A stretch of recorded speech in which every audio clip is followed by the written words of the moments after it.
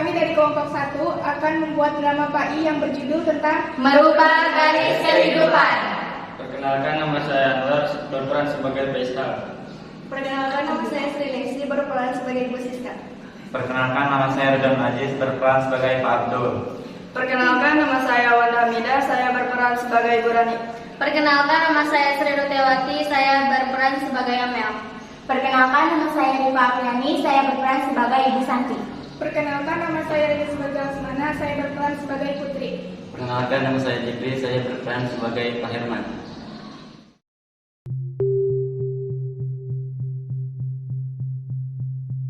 Mengubah garis kehidupan. Kehidupan itu seperti roda, kadang berada di atas dan kadang berada di bawah. Inilah yang tengah terjadi dalam kehidupan remaja-remaja yang dihinggapi banyak cobaan dalam hidupnya, hingga merubah garis hidupnya. Di suatu hari, ada sekelompok remaja yang dihinggapi cobaan dalam hidupnya. Salah satunya Faisal, si pekerja keras yang sudah tidak memiliki ayah yang berkehidupan menengah ke bawah atau miskin. Dan Amel, si pemalas yang berkehidupan kaya raya tetapi sombong. Dan Putri, anak sederhana dan tidak terbawa-bawa.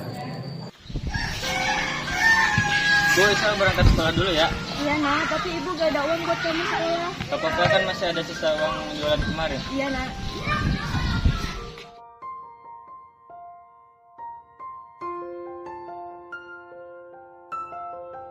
Ini HP. Sini aku bantuin.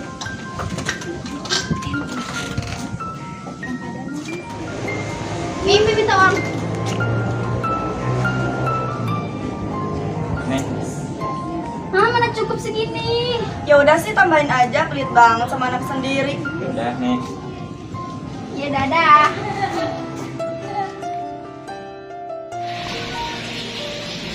Bu, Putri berangkat sekolah dulu ya. Dan hati-hati ya. Bu, assalamualaikum.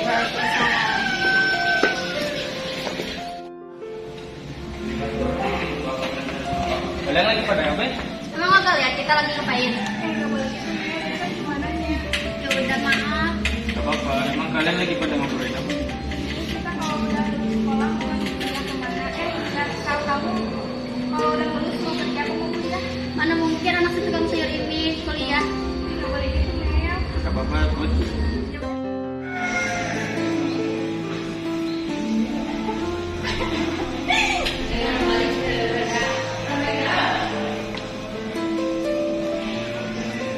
Aku pulang ya.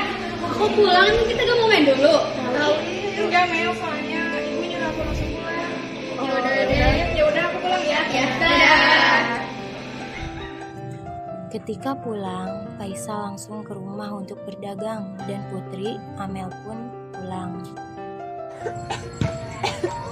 Bu, Isa mau berangkat jualan dulu buat beli obat ibu. Ya udah nah, hati-hati. Udah, Bu. Assalamualaikum, Bu. Waalaikumsalam. Ketika Faisal sedang berjualan, tidak sengaja bertemu Amel di jalan. Kemudian Amel pun menumpahkan jualannya.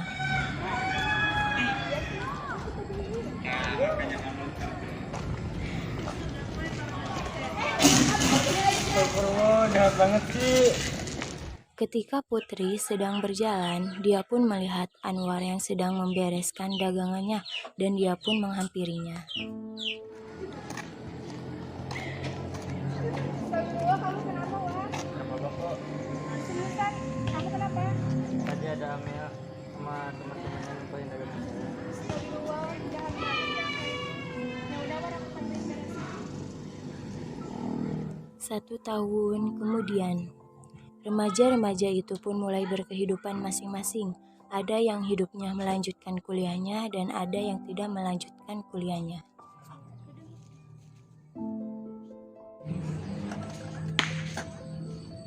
Bu, Isa mau berangkat cari kerjaan dulu ya. Doain biar cepet-cepet kerjaan. Oh iya, ibu doain lah. Ya udah, Bu, saya berangkat. Assalamualaikum. Waalaikumsalam. Kemudian Faisal pun terus mencari pekerjaan, tetapi belum ada pekerjaan yang dia dapat. Lalu dia bertemu dengan Amel dan Putri, teman masa SMA-nya. Itu kan Faisal, samperin yuk, yuk.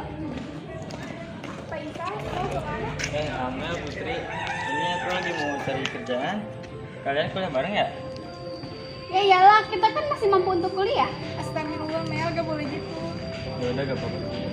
Ya udah, soal kita duluan ya. Ya udah. Ya udah Ika. Ketika Faisal pergi melanjutkan mencari pekerjaannya, tiba-tiba dia di jalan melihat seseorang sedang dijamret. Kemudian dia menolongnya.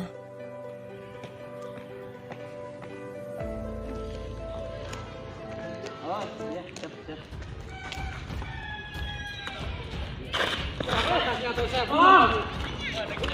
Ada kecopetan. Aku harus menolong orang itu.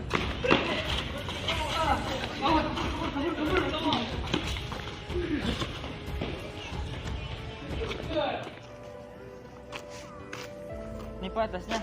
Bapak gak apa-apa kan? Gak apa-apa, makasih. Ya sama-sama Pak. Emangnya kamu mau kemana? Oh ini saya lagi mau cari pekerjaan Pak. Kalau kamu minat, boleh datang ke perusahaan saya.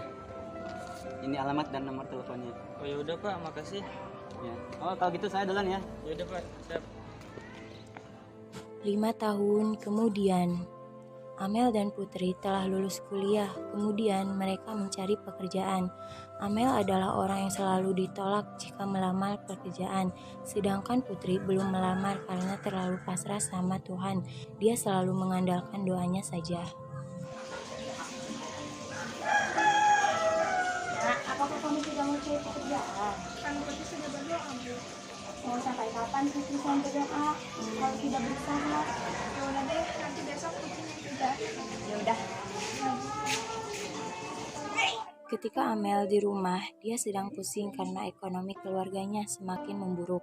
Dia tiba-tiba mendengar orang tuanya sedang bertengkar. Kemudian dia menghampirinya. Pi, ini gimana? Harta kita udah mulai habis. Maafkan Papi, Mi. Perusahaan Papi sudah bangkrut sekarang. Mimi, stop! Aku pusing. Tiba-tiba debt collector datang untuk menyita rumah dan kendaraan keluarga Amel. Permisi. Apakah benar ini rumahnya Pak Abdul? Ya, ada apa ya? Kami dari kantor disuruh untuk mengambil rumah dan kendaraannya Pak Abdul sekarang karena tidak memiliki utang kami. Maaf, dengan terpaksa saya akan mengambilnya sekarang.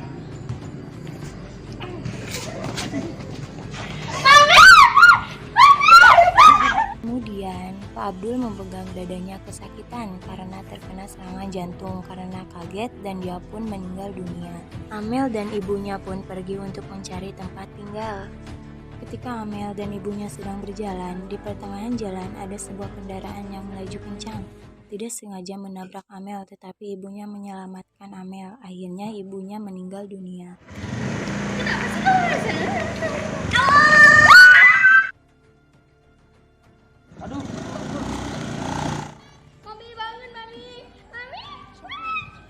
Suatu hari, ketika Putri sedang berjalan mencari pekerjaannya, tiba-tiba bertemu dengan Faisal yang sudah sangat sukses itu. Mel mau kemana? Iya, ini aku lagi nyari kerjaan tapi belum dapat. Gimana kalau jadi kerja di perusahaan aku aja? Emang boleh? Gak apa-apa. Ya udah, makasih ya. Ya udah yuk kerja.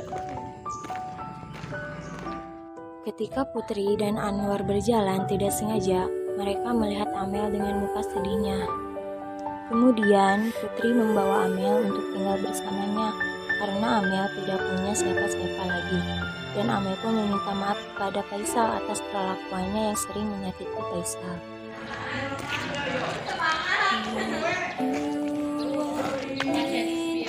Kamu mau kemana? Gak tau nih, aku lagi nyari tempat tinggal.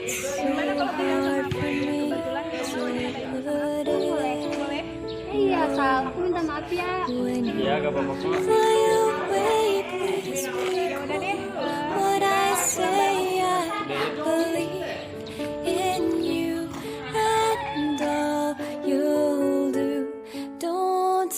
Selesai dari kisah ini bahwa roda kehidupan itu berputar, kadang berada di atas dan kadang berada di bawah.